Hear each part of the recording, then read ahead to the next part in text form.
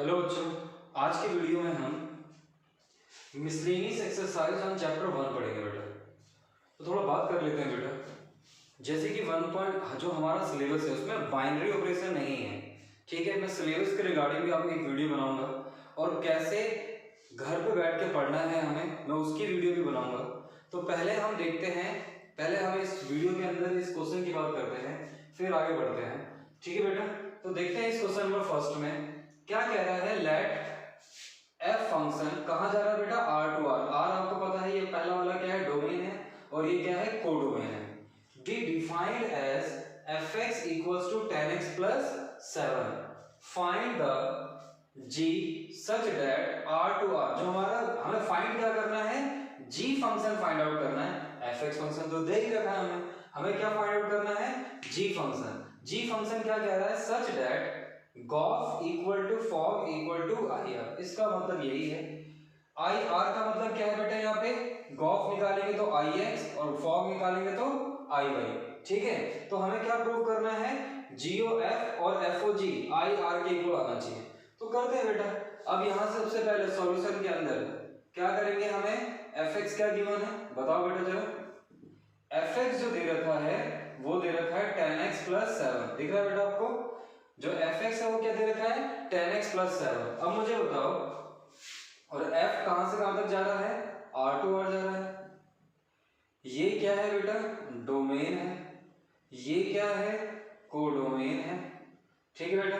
इसके बाद जो g फंक्शन है हमारा, हमें g फंक्शन निकालना है, उसमें भी हमारा कहां तक जा रहा है, r टू r ही जा रहा है। ये डोमेन है और ये कोडोमेन है। अब हम जब gy फंक्शन निकालेंगे यहां से, तो gy फंक्शन कैसे निकालेंगे, कैसे निकालते हैं gy फंक्शन। gy फंक्शन हम कैसे निकालते हैं बेटा, हम fx को किसके इक्वल रख लेते हैं, y के इक्वल, और ये आ गया 10x प्लस 7। अब इस 7 प्लस का उठ के इधर आएगा तो क्या हो जाएगा बेटा, y माइनस 7 10x।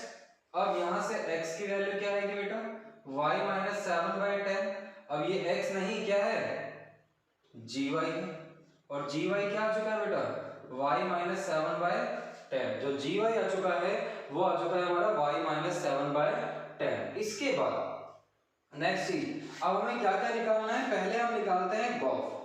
तो इसके बाद ये स्टेप बेटा, तो जो इसके बाद ये स्टेप था, जो हमारा गॉफ है इसे इनपुट क्या चाहिए, f को इनपुट क्या चाहिए, r को मैं यहाँ पे x मान लेता हूँ क्योंकि ये x है और ये y है और दोनों ही r में है, तो इसलिए हमें कोई प्रॉब्लम नहीं है। तो हम यहाँ पे x पुट करेंगे तो g के अंदर क्या आ जाएगा बेटा, fx। अब fx की वैल्यू क्या है बेटा हमारे पास, fx की वैल्यू है 10x प्लस 7। तो जहां भी x दिख रहा है, अच्छा g के अंदर हमें क्या पुट करना है, fx। तो g फंक्शन क्या है हमारे पास, जहां y है वहां क्या आने वाला है, fx। तो यहाँ पे क्या आ जाएगा, fx माइनस 7/10। अब fx की वैल्यू क्या है, fx की जो वैल्यू है वो है 10x प्लस 7 माइनस 7/10। अब देख सकते हो 7 से 7 क्या हो गया, कैंसिल हो गया। क्या आ गया बेटा, 10x अपॉन में 10, 10 से 10 कैंसिल हो गया, क्या आ गया बेटा, x आ गया। और x क्या है, r है। तो हम कह सकते हैं जो g और f है वो किसके इक्वल आ रहा है, आई आर के इक्वल आ रहा है। अब हम देख लेते हैं दूसरा, अब हम देख लेते हैं फॉग। क्या फॉग भी आई आर के इक्वल आ रहा है, नहीं आ रहा। अब फॉग निकालने के लिए हमें g को इनपुट क्या चाहिए, y चाहिए। अब हम क्या लिखेंगे, f के अंदर gy, ठीक है बेटा। अब gy की वैल्यू क्या है, जो gy की वैल्यू है वो y माइनस 7/10 है। तो और अब हम करेंगे क्या यहाँ पे, हम करेंगे x का क्या पुट करेंगे, gy। तो ये आ जाएगा 10 gy और प्लस 7। अब gy की वैल्यू क्या है बेटा, gy की वैल्यू है y माइनस 7/10 प्लस 7। अब 10 से 10 क्या हो गया बेटा, कैंसिल हो गया। अब ये आ गया y माइनस 7 प्लस 7, 7 से 7 कैंसिल हो गया, ये आ गया y और एफ ओ जी वाई। अब ये कह सकते हो जो एफ ओ जी है वो भी किसके इक्वल आ रहा है, आई आर के, क्योंकि y जो है, जो आउटपुट y है, मतलब रेंज जो y है वो भी तो आर ही है, वो भी यहाँ भी देख लो क्या है, आर ही है। तो इसका मतलब क्या हो गया हमारे पास कि जो GOF था, FOG भी था, वो दोनों किसके इक्वल आ गए, आई आर के। और ये प्रूफ हो गया। तो हमारा जी फंक्शन क्या था, अब जी एक्स भी लिख सकता हूँ, जी वाई भी लिख सकता हूँ, क्योंकि वाई यहाँ पे एक इनपुट है। तो हमारे पास जो जी एक्स फंक्शन आ गया वो क्या आ गया, यहाँ पे लिखते हैं x - 7/10। This is the answer of this question. तो मिसलेनियस का है, मिसलेनियस में कुछ नया मिलेगा। तो ये अच्छा क्वेश्चन है और ये आया हुआ है, प्रीवियस ईयर क्वेश्चन है, ये आपका प्रीवियस ईयर क्वेश्चन है। और प्रीवियस ईयर क्वेश्चन तो क्या हो जाता है, इंपॉर्टेंट क्वेश्चन। ठीक है बेटा, तो आप वीडियो को पॉज करें और इसे नोट करें, ठीक है। तो बेटा सेकंड क्वेश्चन में करते हैं हम, let f such dash W to W, ये पता है आपको डोमेन है और ये क्या है हमारा कोडोमेन है, और W क्या है, is the set of all whole number as fn equals to n-1 if n is odd and fn equals to n+1 if n is even। तो so that f is invertible, f is invertible, r बेटा missing है वो देख लेना। find the inverse of f, हमें पहले क्या करना है, शो करना है f is invertible। find the inverse of f, हमें inverse of f भी निकालना है। तो here w is the set of whole numbers। तो बेटा सबसे पहले इसको थोड़ा साइड से लिखते हैं, इसको क्या लिखते हैं, जो हमारा f such that W to W, ठीक है। अब यहां से जो हमारा fn होगा उसे हम क्या लिख सकते हैं, if n-1 if n is odd और n+1 if n is even number, ठीक है। n-1 n is odd, n+1 if n is even, ठीक है बेटा। और यहाँ पे जो हमारा n है वो बिलोंग्स किस में कर रहा है, W क्या है यहाँ पे, होल नंबर, ठीक है बेटा, समझ आ रहा है। तो हमें क्या प्रूफ करना है, हमें इसमें प्रूफ करना है कि ये जो fn है वो इन्वर्टिबल है। अब हमें पता है कि अगर हमें इसे इन्वर्टिबल प्रूव करना है तो दो काम करना पड़ेगा, एक तो 1 प्रूव करना पड़ेगा, एक तो ऑन टू प्रूव करना पड़ेगा। अगर हम 1 और ऑन टू प्रूव कर पाते हैं तो ये फंक्शन क्या हो जाएगा बेटा, हमारा इन्वर्टिबल हो जाएगा। क्या हो जाएगा, फंक्शन हमारा इन्वर्टिबल हो जाएगा। तो पहले हम क्या करते हैं, 1 तो 1 को ध्यान से देखते हैं। अब देखो बेटा, अगर हमने यहाँ पे केसेस बनेंगे कुछ, क्योंकि हम डायरेक्टली नहीं कर सकते। क्या क्या केसेस बनेंगे, देखो केस फर्स्ट, अगर मैंने यहाँ पे बोला कि n1 is odd and n2 is even, आपके दिमाग में आ रहा होगा ऐसा क्यों कर रहा हूं मैं। अब देखो बेटा, यहाँ पे हमने n1 और n2 ये दोनों बिलोंग्स करवा दिए किसमें, n1 और n2 बिलोंग्स करवा दिए मैंने W में। और W क्या है बेटा, यहाँ पे होल नंबर, W क्या है, होल नंबर। अब ऐसा थोड़ी होगा कि हमेशा n1 की वैल्यू हम ऑड ही पुट करके देखें, हम n1 की वैल्यू इवन भी पुट कर सकते हैं। तो ऐसा भी तो केस हो सकता है कि एक स्टूडेंट आए, पहले ऑड पुट कर दे और फिर इवन पुट कर दे, तो दोनों केसेस हो सकते हैं। तो अगर मैं एक बार n1 को ऑड लूं और n2 को इवन लूं और दोनों बिलोंग्स करते हैं किसमें, होल नंबर में, तो हम क्या करेंगे, fn1 और fn2। जब हम n1 को क्या लेंगे, n1 को हम लेंगे ऑड, तो ये कहाँ आएगा, n-1 पे आएगा। तो ये आ जाएगा n1 - 1, और यहाँ पे जैसे ही n2 की वैल्यू इवन, तो ये कहाँ जाएगा, यहाँ पे, तो ये आ जाएगा n2 + 1, ठीक है बेटा। अगर मैं n2 को उठा के इधर लेके आ जाऊं तो ये आ जाएगा n1 - n2 = 2, n1 - n2 = क्या गया बेटा, 2।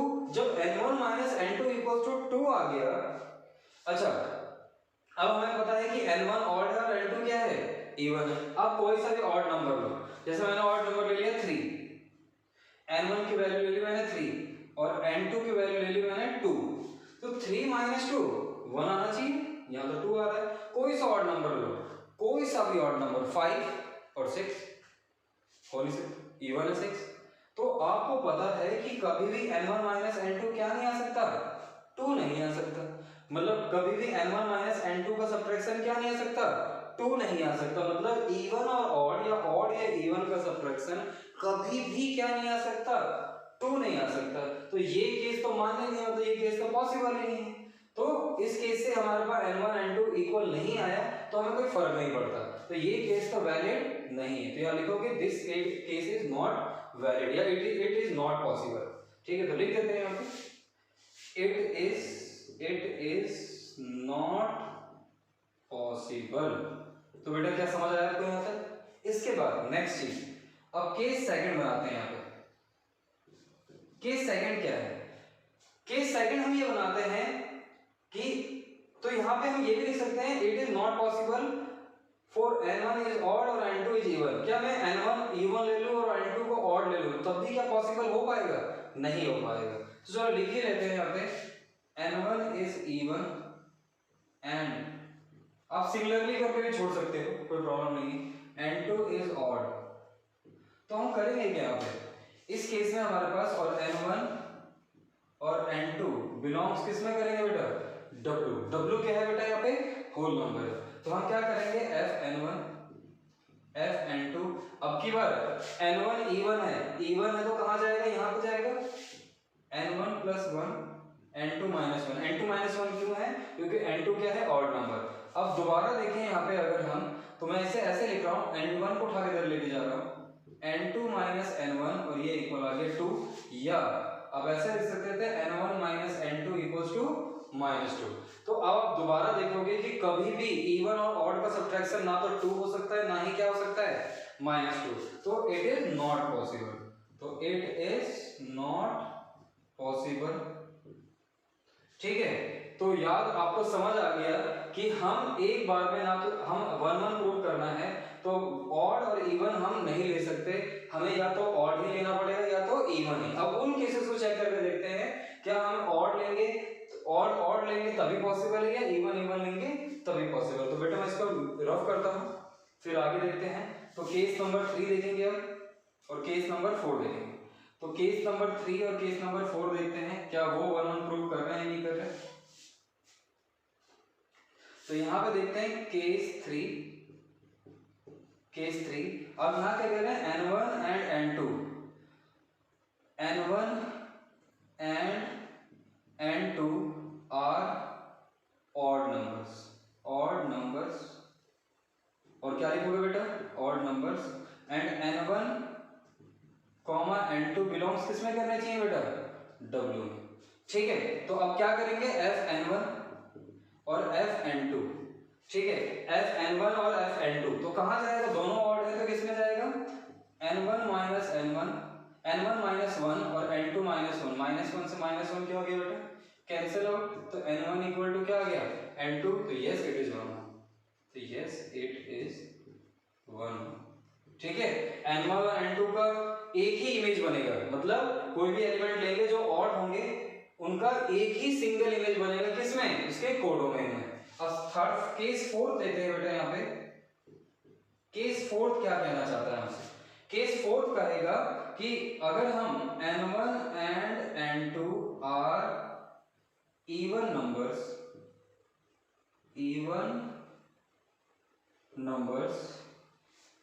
and n1 and n2 belongs to whole number, तो यहाँ पे fn1 इक्वल टू fn2 और n1 प्लस 1 n2 प्लस 1, तो 1 से 1 कैंसिल हो गया, n1 इक्वल टू n2। तो yes it is also possible.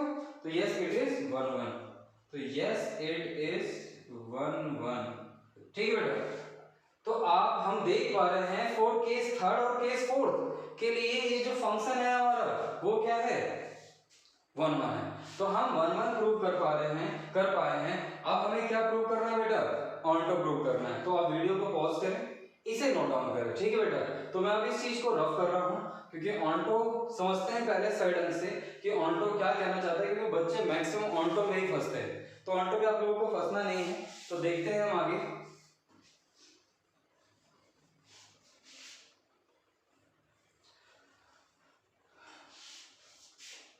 तो ऑनटो के केस में देखते हैं यहाँ पे। देखो बेटा, ऑनटो के केस को समझने के लिए हम क्या कहते हैं, एक हम बनाते हैं यहां से एक डोमेन बनाते हैं जैसे 0 1 2 3 4 5 etc. और यहां से एक को डोमेन बनाते हैं। तो यहां से हमने a ले लिया और इससे ले लिया b और यहां से फंक्शन हमारा f जा रहा है। ठीक है, और यहाँ से मिले 0 1 2 3 4 डैश डैश डैश, ठीक है 5 भी ले लें। तो अब हमें क्या कहना है कि ये बी के जितने भी एलिमेंट है, मतलब बी के जितने भी एलिमेंट है वो यहाँ पे प्री इमेज बनाने चाहिए, मतलब इनका एक इमेज यहाँ पे होना ही चाहिए। अगर नहीं है तो आप गलत कर रहे हो, ये ऑल्टो हो ही नहीं सकता। तो आप देखो, अगर मैं बात करते हैं जीरो, जीरो क्या है, जीरो क्या है बेटा, जीरो इवन नंबर है। अगर मैं जीरो पुट करता हूं तो क्या बनाता है, क्या जीरो क्या बना रहा है, वन बना रहा है। वन को देखो, अगर वन को देखेंगे तो वन क्या है, ऑड नंबर है। वन कहाँ जाएगा यहाँ पे, तो वन माइनस वन, ये जीरो हो गया, बात समझे। इसके बाद टू देखो, टू क्या है बेटा, इवन नंबर। टू अगर यहाँ पुट करेंगे तो ये क्या आ जाएगा, थ्री आ जाएगा। थ्री पुट करेंगे तो क्या आ जाएगा, टू आ जाएगा। फोर पुट करेंगे तो क्या आ जाएगा, यहाँ पर फोर भूल गया बेटा मैं। अगर मैं फोर पुट करूंगा कि फोर क्या है, इवन, तो क्या आ जाएगा, फाइव आ जाएगा। और फाइव पुट करूंगा तो क्या आ जाएगा, फोर आ जाएगा। तो आप देख सकते हो जितने भी कोडोमेन के अंदर एलिमेंट्स हैं वो सारे के सारे क्या हो रहे हैं, इमेज बना रहे हैं किसके साथ, डोमेन के साथ। तो इसका मतलब ये ऑन्टो होगा। लेकिन अब आपको समझना है कि ऑन्टो कैसे होगा। देखो, जब हम यहाँ पे ऑड वैल्यूज पुट कर रहे हैं, जब हम ऑड वैल्यूज ले रहे हैं तो क्या आ रहा है, सॉरी, जब हम इवन ले रहे हैं तो हमारा क्या आ रहा है, ऑड आ रहा है।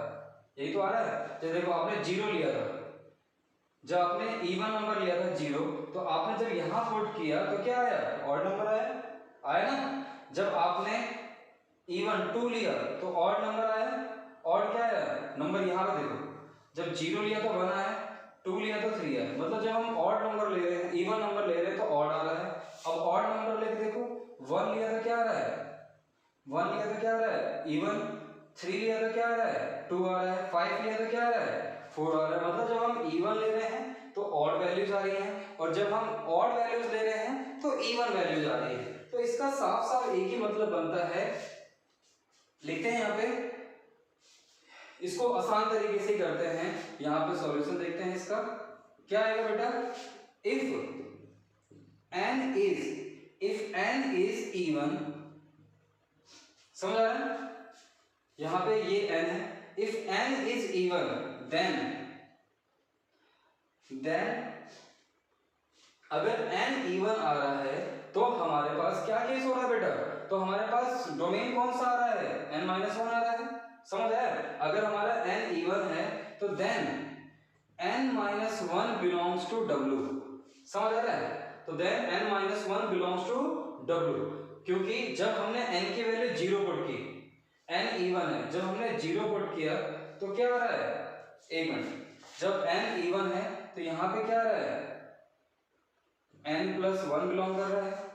इफ n इज ऑड, अगर मैं n की वैल्यू ऑड ले रहा हूँ तो हमारे पास फंक्शन क्या आ रहा है, अगर मैं n ऑड ले रहा हूँ तो हमारा फंक्शन क्या आ रहा है, ऑड की वैल्यू 1 पुट करने में 0 आ रहा है, तो हमारा n-1 बिलोंग्स कर रहा है w के। बात समझ आ रही, क्या देखा हमने कि n+1 बिलोंग्स टू w है। इफ n इज ऑड तो n-1 क्या आ रहा है बेटा, n-1 क्या आ रहा है, w के अंदर आ रहा है। तो इसका मतलब क्या हुआ बेटा, जब हमने यहाँ पे n लिया, n क्या लिया, जब हमने n यहाँ पे इवन लिया तो हमारे पास जो आउटपुट इसके अंदर आया है, जो यहाँ पे आउटपुट आया वो किस में आया, n+1 में आया। समझ आया, जब हमने 0 लिया तो 1 आया, 2 लिया तो 3 आया, 4 लिया तो क्या आया, 5 लिया।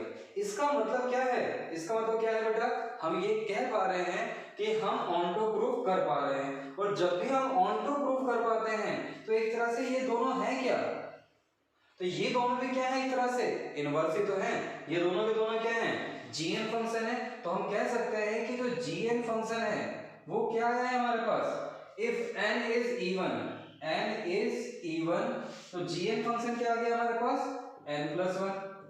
अब यहाँ पे n इज ऑड तो हमारे पास क्या है, n-1 है।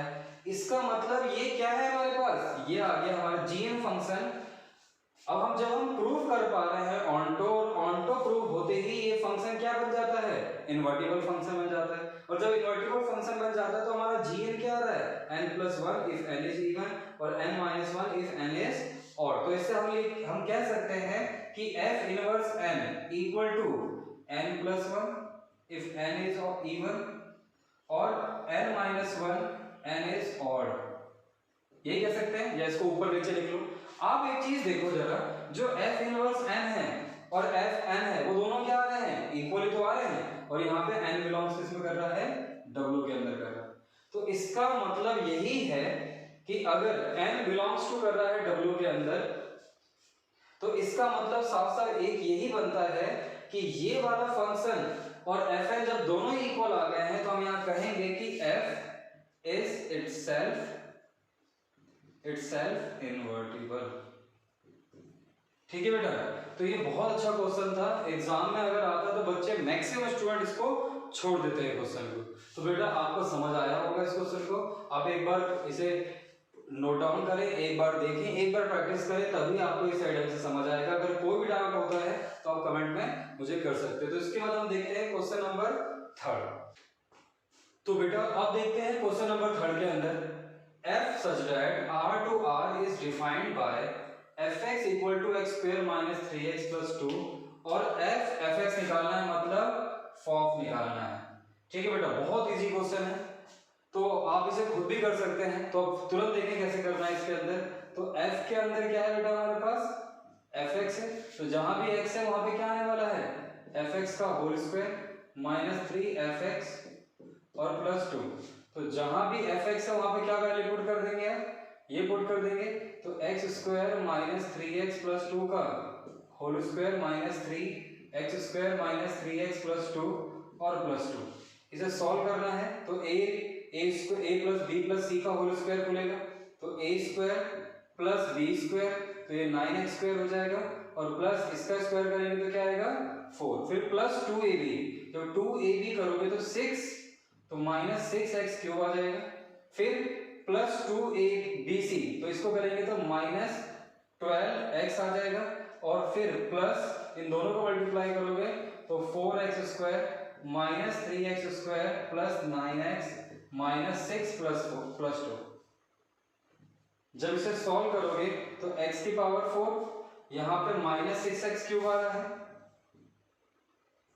इसके बाद 9x स्क्वायर और 4x स्क्वायर 13, ये 1 हो गया, तो प्लस 10x स्क्वायर हो गया, इसके बाद माइनस 12x प्लस 9x, तो माइनस 3x। ठीक है, माइनस 3x ही होगा ना, हाँ ठीक है, माइनस 3x स्क्वायर 4 और 2 6 माइनस 6 ये 0, तो ये आंसर है बेटा इसका। ठीक है, तो बहुत सारा क्वेश्चन था, आप वीडियो को पॉज करें, नोट करें, फिर हम तो बेटा क्वेश्चन नंबर 4 करते हैं। ये अच्छा क्वेश्चन है, काफी ज्यादा आपको अच्छा लगेगा और समझने में थोड़ी तकलीफ भी होगी, तो आप इसे बहुत ध्यान से समझेंगे। क्या कह रहा है question, so that the function f such that r to r, क्या जा रहा है बेटा, r यहाँ पे क्या है, रियल नंबर, और ये क्या है पता है आपको, डोमेन है, और आप यहाँ देख सकते हो x belongs to r such that जो x है वो ग्रेटर देन -1 है और x लेस देन क्या है 1 है, मतलब -1 और 1 इसमें इंक्लूडेड नहीं है, 0 हो सकता है, -0.5 -0.2 -0.2 -0.9, ये सारी वैल्यूज हो सकती हैं, लेकिन -1 और 1 नहीं हो सकता। डिफाइंड बाय fx क्या दे रखा है यहाँ पे, अब सॉल्यूशन में देखते हैं, और हमें क्या प्रूव करना है, ये 1 प्रूव करना है और ऑनटो फंक्शन प्रूव करना है। तो देखते हैं बेटा कैसे करेंगे।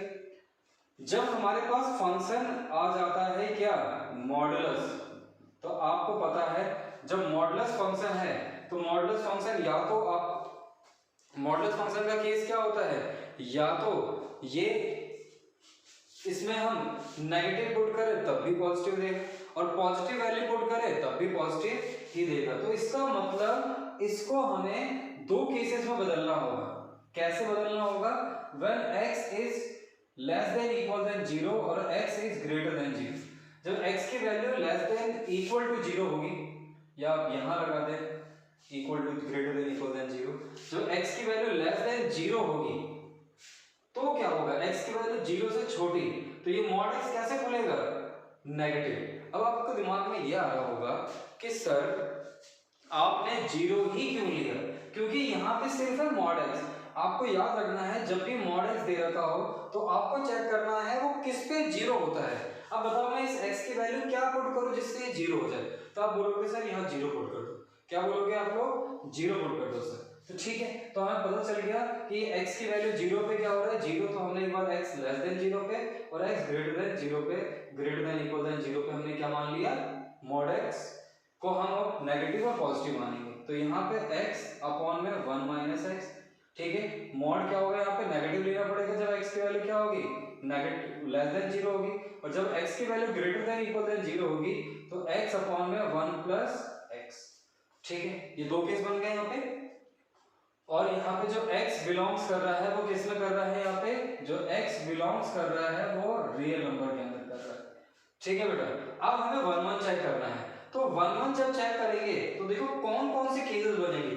केस फर्स्ट, केस फर्स्ट क्या बनेगा, केस फर्स्ट ये हो सकता है ना बेटा कि when x is greater than, when x is greater than equal than zero. अब देखो जब x की वैल्यू में greater than equal than zero put करूंगा तो यहाँ देखो ये f(x) है तो ये y भी तो हो सकता है, y भी कह सकते हैं इसे। जब मैं x की value greater than equal than zero put करूंगा तो जीरो से बड़ी वैल्यू पुट करूंगा यहाँ पे तो क्या आएगा, 1 पुट करता हूँ 1/2 आएगा। तो क्या वैल्यू y की वैल्यू जो आएगी वो ग्रेटर देन जीरो आएगी, यस, y की वैल्यू जो आएगी वो greater than equal than zero. तो पहला केस जब x greater than equal than zero है और y greater than equal than zero है, तो हम यहाँ पे क्या कर रहे हैं, let x1 and x2 are, हम क्या मानेंगे, late x1 and x2 are x2, या ऐसे लिख लेते हैं x1 and x2 belongs to r। तो अब यहाँ पे हम fx1 fx2 पुट करते हैं इसके अंदर, तो क्या आएगा, x1 अपॉन में 1 प्लस एक्स, और जब x greater than equal than zero होगा तो ये वाला आएगा ना, और x2 अपॉन में 1 प्लस x2 और यहाँ पे x1 क्रॉस मल्टीप्लाई करो बेटा। जैसे ही क्रॉस मल्टीप्लाई करेंगे तो ये आएगा x1 1 प्लस x2, और जब इसको इससे मल्टीप्लाई करेंगे तो x2 1 प्लस x1। जब मल्टीप्लाई करेंगे तो x1 प्लस में x1 x2 और x2 प्लस में x1 x2, ये कट गया यहाँ से, तो हमारे पास क्या आ गया, x1 इक्वल टू x2 आ गया। और जब x1 इक्वल टू x2 आ रहा है तो इससे मतलब ये पता चल गया फॉर दिस कंडीशन ये क्या है हमारा, ऑन्टो वर्णन है, तो यस इट इज वर्णन, ठीक है बेटा। नेक्स्ट केस देखते हैं, केस सेकंड। केस सेकंड क्या करते हैं, दोनों को less than equal than zero लेते हैं। अब दोनों को less than equal than zero लोगे तो अगर जीरो से छोटी वैल्यू, जीरो से छोटी वैल्यू क्या हो सकती है बेटा, -1। अगर मैं -1 कहाँ पुट करूंगा, x की वैल्यू -1 कहाँ जाएगी, यहाँ जाएगी। अगर मैं -1 यहाँ पुट करता हूँ तो नीचे 2 आ जाएगा, तो -1/2। तो इसका मतलब ये है कि जब x की वैल्यू हम लेस देन जीरो पुट करेंगे तो y की वैल्यू भी क्या आएगी हमारी, लेस देन जीरो ही आएगी। तो इस केस में हम क्या करते हैं, let x1 and x2 belongs to r। तो अब हम fx1 fx2, ठीक है, ये पुट करेंगे इसके अंदर तो ये आ जाएगा, ये यहाँ पे इक्वल हटा दो, अगर आपको x1 अपॉन में 1 माइनस एक्स, और जो प्रॉब्लम हो सकती है सर अब इक्वल तो यहाँ लिया तो आप यहाँ पे इक्वल कैसे ले रहे हो, ठीक है, नहीं लेते। x2 अपॉन में 1 माइनस x2 क्रॉस मल्टीप्लाई कर दो। जैसे क्रॉस मल्टीप्लाई करेंगे तो x1 x2 minus x1 x2, तो इससे तो ये कैंसिल हो गया। क्या है बेटा, x1 इक्वल टू x2। जब x1 इक्वल टू x2 आ गया तो सो यस इट इज 1 1, ठीक है बेटा। तो ये क्या आ गया हमारे पास, 1 1 आ गया। अब हम केस थर्ड और केस फोर्थ देखते हैं, उसके बाद क्वेश्चन को हम, ये 1 1 तो इन दो केसेस पे तो 1 1 है बेटा, ठीक है।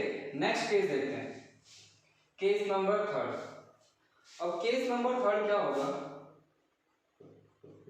जो केस नंबर थर्ड है यहाँ पे उसमें क्या होगा, व्हेन,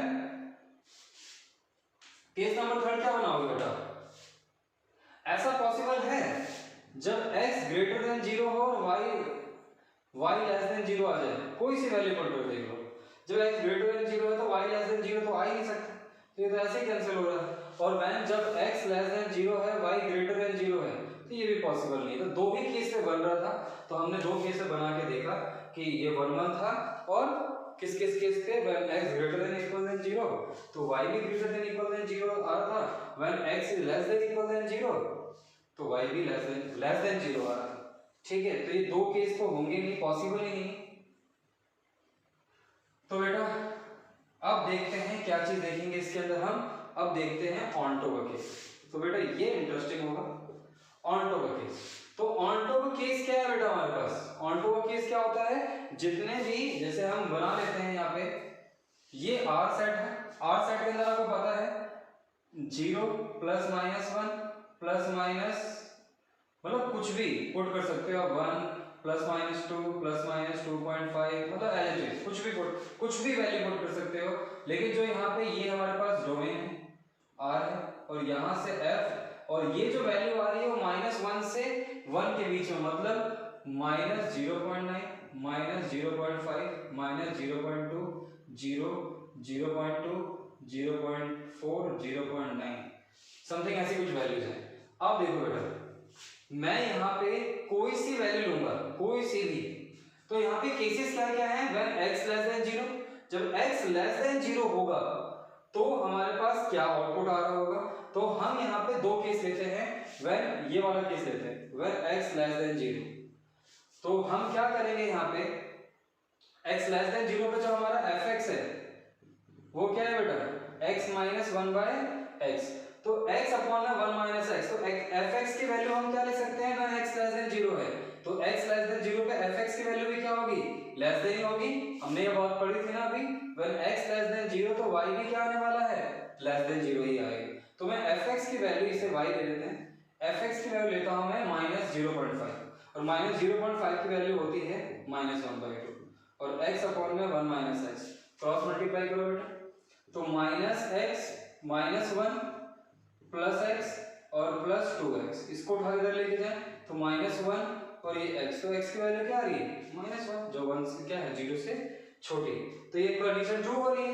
तो इसका मतलब ये हमारे पास क्या है, ये हमारे पास fx आ गया, और इसको हम थोड़ा और तरीके से लिखते हैं, gy निकालते हैं यहाँ से, तो क्या आएगा बेटा, क्रॉस मल्टीप्लाई करो, y minus yx equal to x,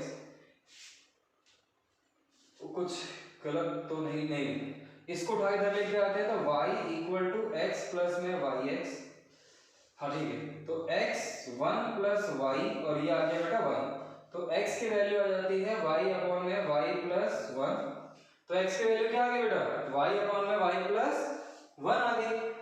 अब ये कंडीशन ट्रू आ रही है। अब यहाँ भी आप क्या कर सकते हो, x की कोई भी वैल्यू लो आप, 0 से छोटी, यहाँ पे आप 0 से छोटी कोई सी वैल्यू लो और पुट करके देखो, y की वैल्यू हमेशा कैसे आएगी, नेगेटिव आएगी। तो हम कह सकते हैं ये gy है, y अपॉन में y plus 1, when x is less than 0 then y भी लेस देन 0। अब देखते हैं केस सेकंड, केस सेकंड देखते हैं हम ऑनटो का।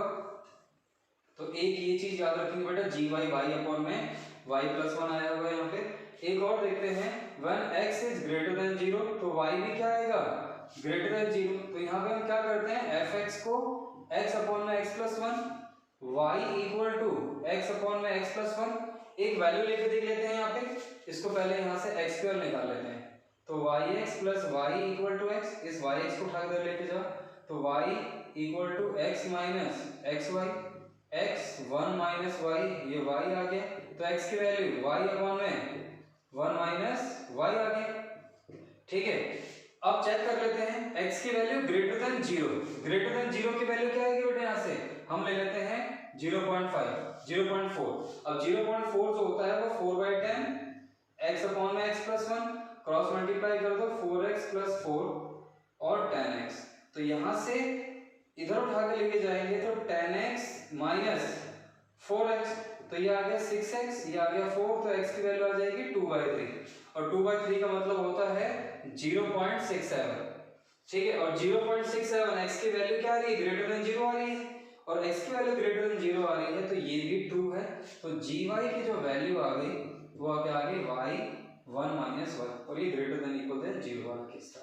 तो अब हमारे पास जो GY फंक्शन बना व्हेन, जब हमारे पास y less than equal than 0 पे, y ग्रेटर लेस देन 0 पे क्या बन रहा था फंक्शन हमारा y अपॉन में y प्लस 1, और y greater than equal than 0 पे y अपॉन में y माइनस 1। इसका मतलब यही f इनवर्स y है। हमें तो क्या प्रूव करना था, ऑन टू प्रूव करना था। अगर आपको मैंने इन्वर्टिबल की ओर निकालना दिखा दिया कि अगर इन्वर्टिबल निकालना होता तो ये आंसर आता। तो ये हमारा yes it is onto, yes it is onto. तो बेटा इंपॉर्टेंट क्वेश्चन है, आराम से करें, एक बार देखें, वीडियो को पॉज करें, नहीं समझ आता वीडियो को दोबारा देखें तो ही फायदा है, क्योंकि मिसलेनियस एक्सरसाइज है। अगर पेपर टफ आता तो इसी में से क्वेश्चन उठा के वो डाल देते हैं। ठीक है, तो अब नेक्स्ट क्वेश्चन करते। तो बेटा इस क्वेश्चन में देखते हैं हम कि so that the function f such that r to r given by fx equals to x cube is injective, is injective। ठीक है बेटा, अब इंजेक्टिव का मतलब क्या है बता चुका हूं बेटा, क्या होता है बोलो, 1 1 होता है। ठीक है बेटा, क्या होता है 1 1। अब हमारे पास देखते हैं सॉल्यूशन में, बहुत आराम से हो जाएगा क्वेश्चन, बड़ा आसान सा है, लेकिन ये भी बच्चों से नहीं हो पाता क्योंकि कंफ्यूज हो जाते हैं। आप भी कंफ्यूजन दूर करने के लिए बैठे हुआ हूं यहाँ पे। तो देखते हैं बेटा, यहाँ पे जो हमारा फंक्शन है, जो हमारे पास फंक्शन है वो डिफाइन है r to r। ठीक है, वो क्या डिफाइन है r to r। इसके बाद r to r का मतलब रियल नंबर। ठीक है, जो हमारा fx फंक्शन है वो है x क्यूब। मैंने यहाँ पे लेट कर लिया x1 और x2, ये बिलोंग्स किस में कर रहे हैं R के अंदर, किस R के अंदर, डोमेन के अंदर। अब इन दोनों डोमेन को किस में पुट कर दिया हमने, fx फंक्शन के अंदर। तो fx1 ये आ गया fx2, तो ये आ गया x1 का क्यूब x2 का क्यूब, ये आएगा, ये आ गया। तो x1 का क्यूब x2 का cube, x1 equal to x2 लिख सकता हूं मैं इसे, लिख सकते हैं, लिख सकते हैं। तो आप ये भी सोच रहे होंगे कि अगर यहाँ पे, तो यस इट इज 1 1, तो यस इट इज इंजेक्टिव। अब मैंने ये बोल दिया और आप लोगों ने मान लिया, ठीक है, मानना ही पड़ेगा। लेकिन अगर यहाँ पे fx होता और ये x स्क्वायर होता तो भी आप यही करते, fx1 fx2 और x1 square x2 square. Sir ने स्क्वायर क्यूब गायब कर दिया था तो हम भी गायब कर देते हैं और बात बन गई यस, यस इट इज 1 1। लेकिन ये 1 1 नहीं है, ये 1 1 है लेकिन ये 1 1 नहीं है। अब ये क्या मतलब है, तो देखते हैं बेटा। अब यहाँ पे fx equal to x square है। अब देखो -1 हो सकता है, इसमें 1 हो सकता है क्योंकि ये r है और यहाँ पे f जा रहा है।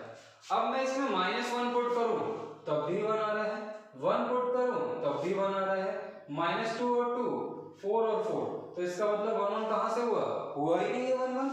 लेकिन अगर यही fx क्यूब होता, fx क्यूब होता, अब माइनस ये r है, -1 और 1, आप देख सकते हो अगर ये f है और ये x क्यूब है, fx क्या है x क्यूब है, तो -1 पे -1 आएगा और 1 पे क्या आएगा 1। तो आप ये कहोगे सर बिल्कुल ठीक कह रहे हैं आप कि x क्यूब अगर ऑड पावर है तो -1 पे 1 और 1 पे 1 आ रहा है, लेकिन अगर पावर इवन है तो -1 पे 1 और 1 पे भी 1 आ रहा है।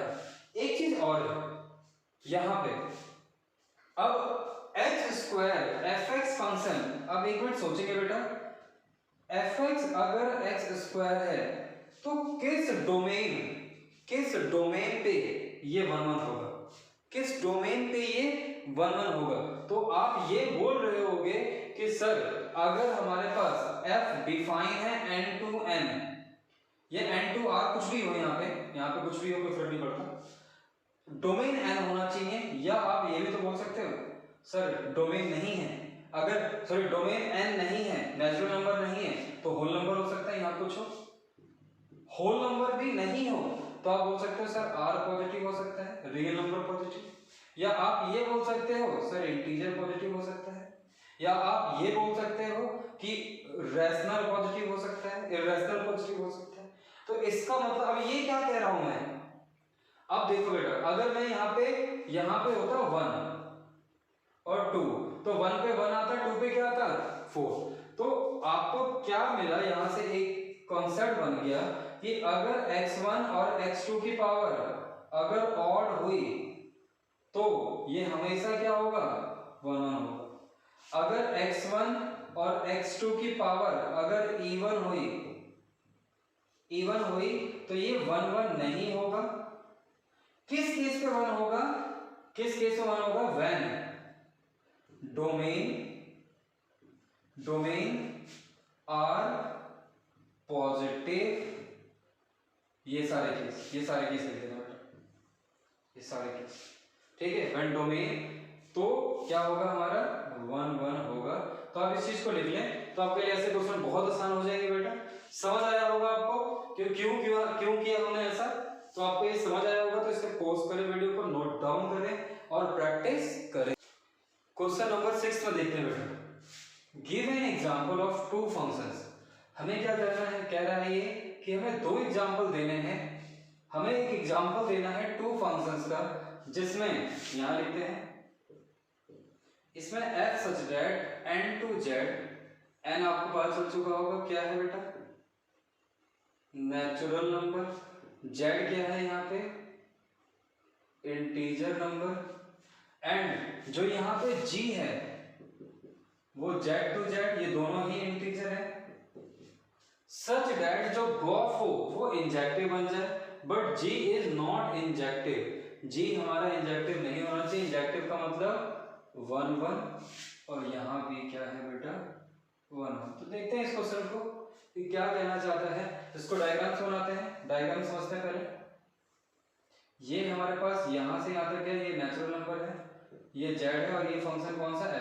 नेचुरल नंबर तो 1 2 3 ही आएगा, 1 2 3 4 5 आएगा।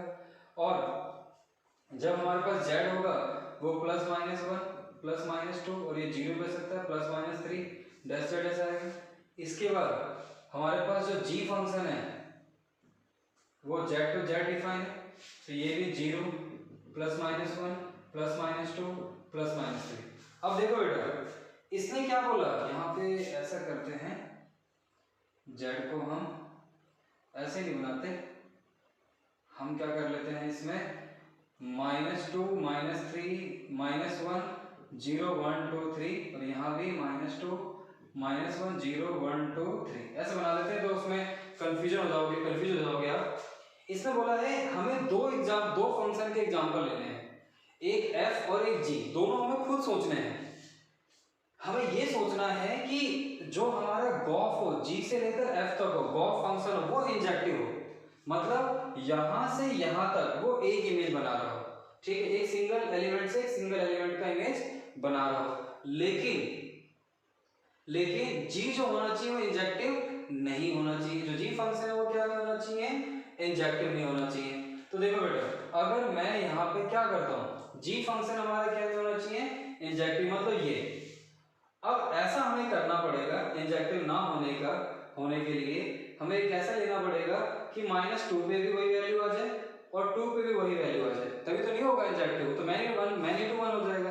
मतलब हमें g एक ऐसा फंक्शन लेना पड़ेगा जिसमें जैसे मतलब -1 पुट करें तब भी 1 आ जाए, और 1 पुट करें तब भी 1 आ जाए। तो अभी हमने 5th क्वेश्चन में किया था h², मतलब जिसमें इवन पावर होता है, तो इवन पावर में x² ले सकते हैं, x की पावर 4 ले सकते हो, x की पावर 6 ले सकते हो, या आप एक केस यहाँ पे मॉडुलस x भी ले सकते हो। क्या ले सकते हो, मॉडुलस x, जो एनसीईआरटी में हेड दे रखा है, तो वही एक्यूरेट लग रहा है मुझे। आप x² ले सकते हो, x की पावर 4 ले सकते हो। तो मैं यहाँ पे जो gx फंक्शन है वो ले रहा हूँ mod ऑफ x, ठीक है बेटा। अब यहाँ पे -2 पुट करोगे तब भी 2 आएगा, और 2 पुट करोगे तब भी 2 आएगा। तो हमारा g फंक्शन जो है वो अब क्या नहीं है, 1 1 नहीं है, ठीक है बेटा, ये बात समझ आ गई होगी आपको। इसके बाद अब fx फंक्शन क्या माने कि यहां से, अब देखो यहां से जो हमारा, अब हमें यहां से यहां आना है। अब देखो जो भी वैल्यू आएगी इधर, जो भी हम यहां से वैल्यू पुट करेंगे वो हमेशा सारी की सारी क्या आएंगी, पॉजिटिव आएंगी, सारी की सारी क्या आएंगी, पॉजिटिव आएंगी, और वो कहां आनी चाहिए, यहां आनी चाहिए, ठीक है बेटा। तो यहां जब आएंगी तो जैसे अगर मैंने यहाँ पे 1 लेंगे तो यहाँ पे क्या आना चाहिए 1, यहाँ 2 तो यहाँ भी 2, यहाँ 3 तो यहाँ भी 3, यहाँ 4 तो यहाँ भी 4। तो इससे तो हम क्या बना सकते हैं, f को क्या बनाएंगे, यहाँ पे f को बना लिया हमने, fx को बना लिया x, और gx को बना लिया हमने mod ऑफ x। ठीक है, तो हमें क्या निकालना है, गॉफ। तो देखते हैं g के अंदर क्या आ जाएगा, fx, g के अंदर क्या आ जाएगा, fx। अब देखो बेटा, जब g के अंदर fx आ जाएगा तो आप यहाँ पे fx का मतलब क्या है, और fx क्या है हमारे पास, x है।